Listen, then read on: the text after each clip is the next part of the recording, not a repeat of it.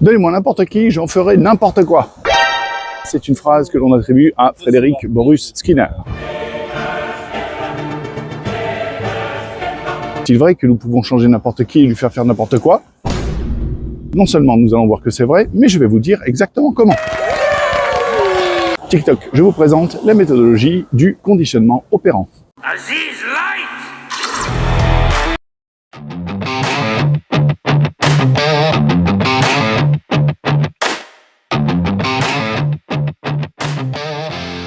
Que ce soit pour changer les habitudes de votre conjoint ou de votre conjointe, ou que ce soit pour vous de prendre de nouvelles habitudes, ou pour enseigner à votre enfant de faire dans son pot, voici la méthode à suivre. Je vais prendre un cas complètement neutre. Imaginons que nous soyons en charge de dresser un ours polaire pour lui faire 3 tours de tricycle en saluant de la patte. Voici comment l'on procède. Premièrement, nous allons nous rendre sur la banquise et nous allons créer un mur qui va monter en demi-cercle comme un croissant de lune avec une ouverture sans portail, ni porte, ni grille, ni rien du tout. Et nous allons nous mettre à 6 mètres de hauteur, en sécurité, en haut de ce mur de glace. À côté de nous, nous avons un seau rempli de têtes de poisson. Très rapidement attirés par l'odeur, nous allons avoir la visite probable d'un ours polaire. L'ours va chercher à nous manger. Qui sont ces drôles d'oiseaux? Est-ce qu'ils sont en train de mourir? Est-ce qu'ils volent? Qu'est-ce qu'ils mangent? Est-ce qu'il y en a un de blessé? Est-ce que ça peut se manger? À ce moment-là, on jette une tête de poisson. L'ours va pouvoir regarder vaguement la tête, puis nous regarder de nouveau, essayer de savoir s'il peut grimper, et quand il va voir qu'il ne peut rien faire, il va probablement manger la tête de poisson et repartir. Plus tard, le lendemain, ou même 2 jours plus tard, il est inévitable que l'ours nous rende visite de nouveau. Toujours par curiosité, pour voir si la situation a changé. Est-ce qu'il y en a un qui est mort? Est-ce qu'il y en a un qui est tombé? Nous jetons toujours la tête de poisson.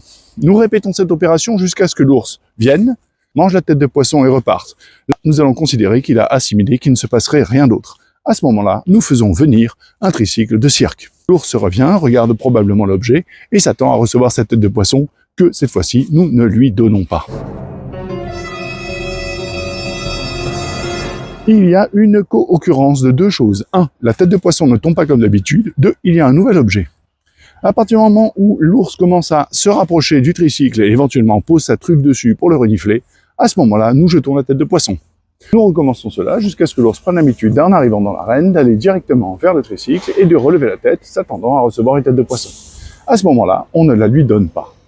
Il va se dire, tiens, peut-être est-ce qu'ils ne m'ont pas vu? Et il va exagérer son geste, jusqu'à ce que touche le tricycle. À ce moment-là seulement, tête de poisson.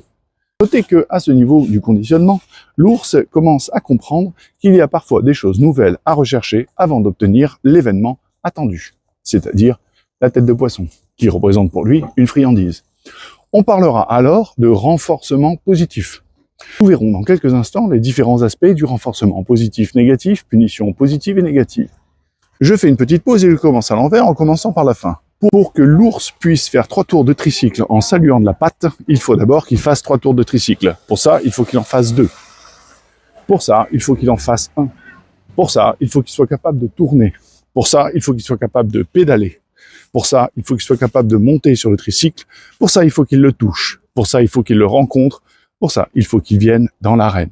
Comme vous le voyez, tout comportement, aussi complexe soit-il, peut être découpé en mini-étapes qui sont facilement assimilables. Notez que nous n'avons jamais forcé l'ours à faire quoi que ce soit. Nous avons toujours attendu son initiative et sa propre venue. Nous ne l'avons jamais positionné dans une position de stress, ni n'avons eu un rapport hiérarchique ou autoritaire. Il n'a jamais été puni, il n'a jamais été blessé, il n'a jamais été forcé. Le seul rapport qu'il a eu avec nous, c'est une friandise. Une friandise qui n'était pas nutritive. C'est vraiment un plaisir. Qu'entendons-nous par renforcement? La définition la plus simple, c'est lorsque votre vie est mieux après qu'avant. On va entendre par positive lorsque vous rajoutez quelque chose. Et que vous me donnez une part de tarte aux pommes, alors que j'adore les parts de tarte aux pommes, ma vie est mieux après qu'avant. On parlera alors de renforcement positif. Autre exemple, si ma vie est mieux après qu'avant en me retirant quelque chose, on parlera de renforcement négatif. Par exemple, j'ai la migraine, et par des massages du crâne et un Doliprane, vous me retirez ma migraine. C'est un renforcement car ma vie est mieux après votre action qu'avant. Mais on parlera de renforcement négatif. De même pour la punition, si vous me tirez une claque, vous avez rajouté quelque chose. Mais ma vie est moins bien après qu'avant. De même, si vous me confisquez ma PlayStation, vous avez retiré quelque chose. On parlera alors de punition négative. Or, la punition ne marchera jamais. Pourquoi?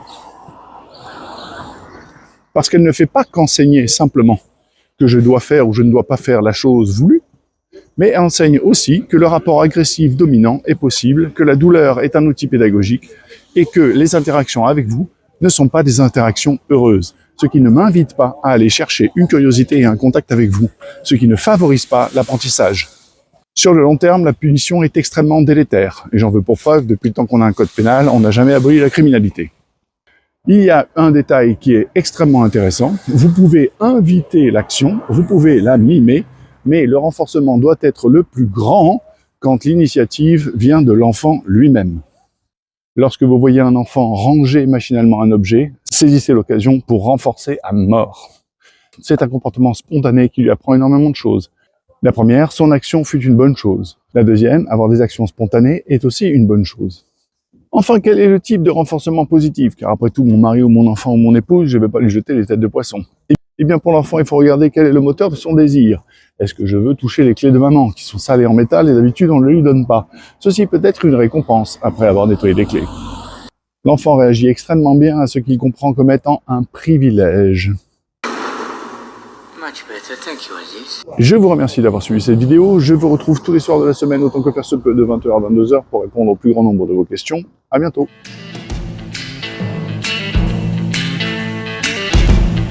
Thank you.